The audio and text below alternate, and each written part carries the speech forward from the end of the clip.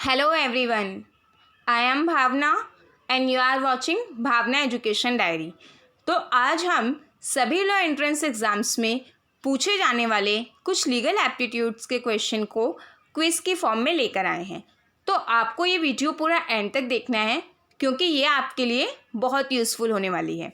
तो उससे पहले अगर आपने हमारे चैनल को सब्सक्राइब नहीं किया है उसे सब्सक्राइब कीजिए, नोटिफिकेशन बेल को ऑन कीजिए ताकि आपको हमारे चैनल के सारे अपडेट्स मिलते रहें।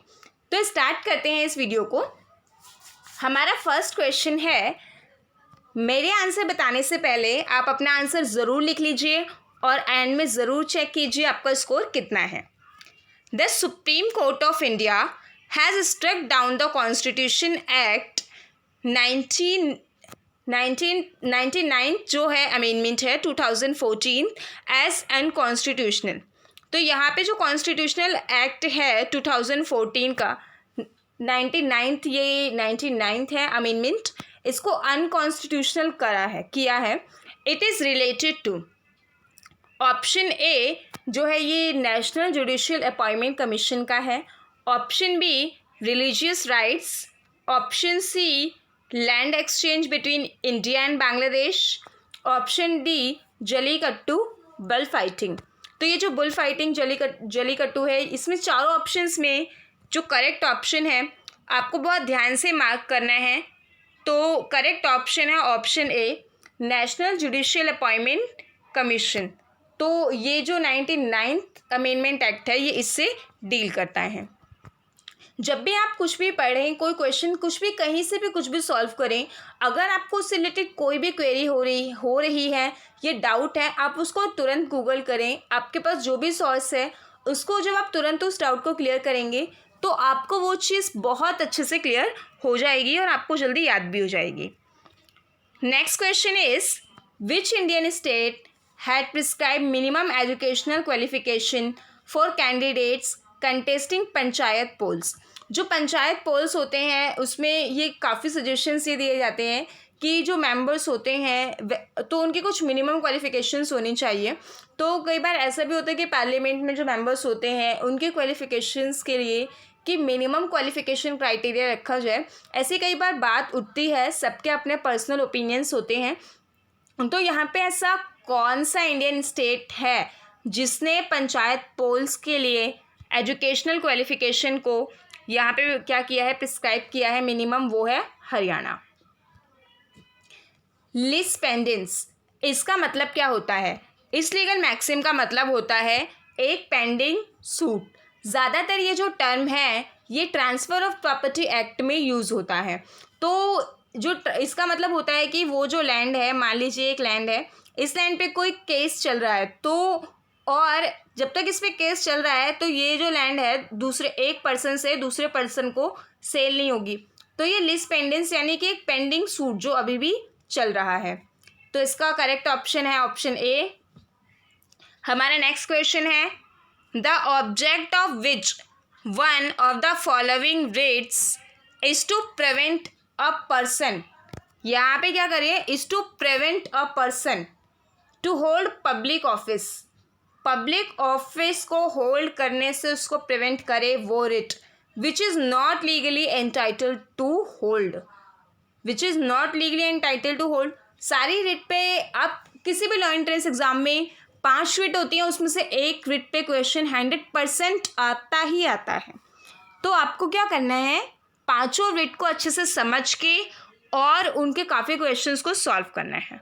तो यहाँ पे हमारा करेक्ट आंसर है क्वी वारंटो। जहाँ पे अथॉरिटी की बात आती है पब्लिक ऑफिस में, पूरे सिचुएशन के अकॉर्डिंग ज़्यादातर जो है इसमें क्वी वारंटो होता है।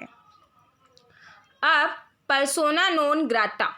पर्सोना लीगल मैक्सिम्स में कुछ जो वर्ड होते हैं मैक्सिमम जो हैं कुछ गिने चुने ही पूछे जाते हैं, लीगल मैक्सिम्स वो ज़रूर आते हैं।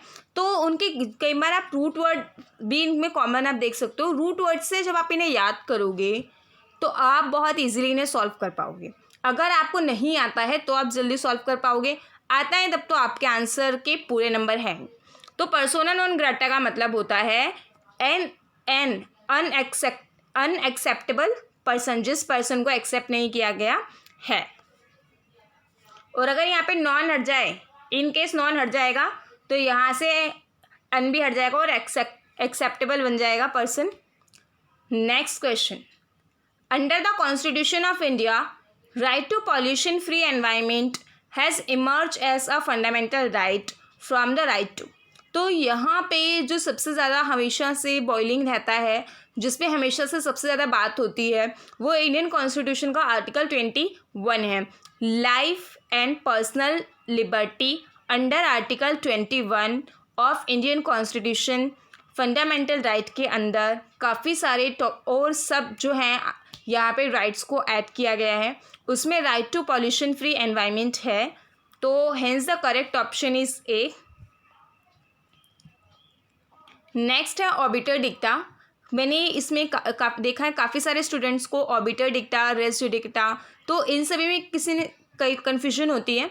बट जो ऑर्बिटर डिक्टा होता है यहाँ पे एक ओपिनियन होता है, कोर्ट का, जज का एक ओपिनियन होता है जिस जजमेंट को वो देते हैं। तो मान लीजिए यहाँ पे जो एक जज है उन्होंने एक टॉपिक पे अपनी जजमेंट दे दी, लेकिन उन्हें उस टॉपिक से रिलेटेड कुछ और भी बताया कि ऐसा होना चाहिए, समाज में और भी चेंजेस की ज़रूरत है, तो वो सभी उनके ओपिनियन को भी वो समझाते हैं। तो कुछ भी चीज़ वो बताते हैं वो डिसीजन से ज़रूरी नहीं है रिलेट करता हो, तो एक ऐसा ओपिनियन, ये ओपिनियन होता है कोर्ट का, जो कि डिसीजन के लिए ज़रूरी नहीं है हो। तो hence the correct option is option D, an opinion given by the court not necessary for the decision. अब नेक्स्ट है, ये प्रिंसिपल क्या कहता है, law never enforce an impossible promise. कोई ऐसा इम्पॉसिबल प्रॉमिस होगा तो कोर्ट उसको इन्फोर्स नहीं करेगा। तो यही है। तो जैसे कि अगर मान लीजिए किसी ने बोला कि चांद तारे तोड़कर लाने के लिए, और चांद तारे तो कोई तोड़कर ला ही नहीं सकता है, तो ये इस टाइप का अगर कोई प्रॉमिस है, कोई कॉन्ट्रैक्ट तो बनेगा नहीं हो, तो ये क्या होगा, अपने आप ही इन्फोर्सेबल नहीं होगा। तो अब इसका फैक्ट क्या कहता है, ए मेड अ प्रॉमिस, ए ने प्रॉमिस कर दिया बी से, to discover treasure by magic. भाई अगर मैजिक होगा तब तो ज़रूर डिस्कवर होगा, लेकिन मैजिक ही नहीं है तो कहाँ से डिस्कवर होगा। देखते हैं क्या आता है। ऑप्शंस आप सारे पढ़िए, मैं आपको करेक्ट आंसर बताती हूँ। A made a promise to discover treasure by magic, ये जो है यहाँ पे लॉ इसे इन्फोर्स नहीं करेगा क्योंकि ये इम्पॉसिबल है। Correct option is A. अब नेक्स्ट क्वेश्चन, प्रिंसिपल क्या कहता है कि consent is a good defence. Consent हमेशा डिफेंस में होता है for civil action in tort. अब यहाँ पे टॉर्ट की बात हो रही है, जब भी आप पढ़ो आप देखते इसमें जाओगे कि टॉर्ट की, क्रिमिनल लॉ की, किसकी बात हो रही है, और उसी के अकॉर्डिंग हमें ऑप्शन चूज करना होता है। But consent must include both knowledge of risk and assumption of risk. दोनों में फ़र्क होता है कि आपको नॉलेज होनी चाहिए और एज्यूम्पशन अलग होती है।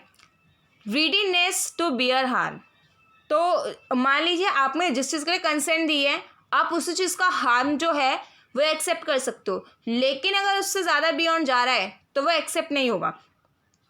तो a lady passenger was aware that the driver of cab, aware यानी कि उसको पता है, aware that the driver of cab in which she opted to travel was little intoxicated. यहाँ पे उस लेडी को पता है कि वो इंटॉक्सिकेटेड है थोड़ा बहुत। The cab met with an accident, अब एक्सीडेंट हो गया, लेडी भी इंजर्ड हो गई। अब ऐसे केस में क्या हुआ। ऐसे ही क्वेश्चंस कई स्टूडेंट्स को कंफ्यूज करते हैं। No need to be confused, direct apply the principle on fact and choose the correct answer. Correct means which is closest option to the principle और फैक्ट। तो ऑप्शंस देखते हैं। Driver can take the plea that he was lightly intoxicated. Option B, lady is not entitled to claim compensation as she had knowledge of the risk। आपने अपना mark करा होगा, I hope correct. तो यहाँ पे क्या है कि lady is entitled to claim compensation as she only knew about the risk and there was no assumption of risk। so यहाँ पे उसको नॉलेज थी कि भाई इसने ड्रिंक कर रखी है, थोड़ा बहुत इंटॉक्सिकेटेड है, लेकिन उसको ये एज्यूम्शन कोई थोड़ी करेगा कि डायरेक्ट वो एक्सीडेंट कर देगा। अगर उसने एक्सीडेंट किया है तो वो उसके लिए कंपनसेट तो करेगा।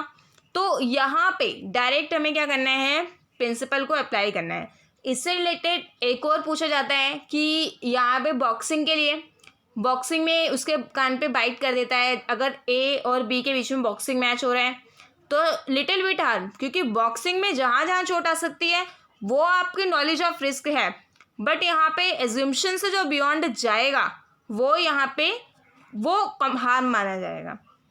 यानी कि बॉक्सिंग के अलावा अगर ए बी को इंजर्ड करता है किसी और रीज़न से, मान लीजिए बॉक्सिंग में वो ब्लेड मार देता है, that is beyond the knowledge of risk. और तो नॉलेज ऑफ रिस्क से है, इनकेस उसको नॉलेज ऑफ रिस्क क्या है कि उसको नुकसान होगा बॉक्सिंग में, बट यहाँ पे वो ये एज्यूम नहीं कर सकता कि कोई ब्लेड यूज़ करेगा, तो यहाँ पे वो कंपनसेट करेगा। इसी तरह से यहाँ पे है कि उसको नॉलेज है कि रिस्क हो सकता है, बट उसको इस टाइप के रिस्क की कोई एज्यूम्शन नहीं है। तो hence the answer is C. हमारा last question is for today, under the constitution of India restriction on freedom of religion can not be place on the ground of. यहाँ पे जो रिस्ट्रिक्शंस हैं हमारे कॉन्स्टिट्यूशन में, restrictions on freedom of religious can not be placed on the ground, किनके place पर नहीं हो सकती है, public order, social justice, morality और हेल्थ। तो हमारा करेक्ट ऑप्शन है सोशल जस्टिस। सोशल जस्टिस को इस तरह का बेस्ड नहीं बनाया जा सकता। So that's all from my side and don't forget to subscribe my channel.